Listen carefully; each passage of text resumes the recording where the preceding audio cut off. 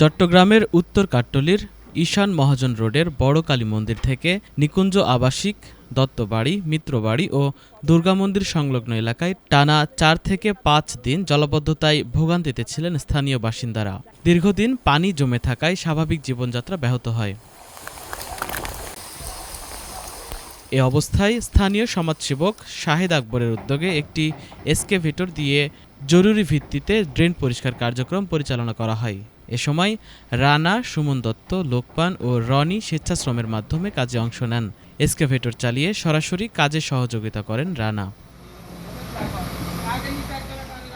অভিযান চলাকালে চট্টগ্রাম সিটি কর্পোরেশনের মেয়রের নির্দেশনায় chief conservancy officer Iftekhar Hossain video কনফারেন্সের মাধ্যমে সংশ্লিষ্ট কর্মীদের দিক নির্দেশনা দেন। কাট্টলী কনজারভেন্সি অফিসার হেদায়েতের তত্ত্বাবধানে দত্তবাড়ি মন্দিরের সামনে ড্রেনের স্ল্যাব খুলে জমে থাকা মাটি অপসারণ করা হয়।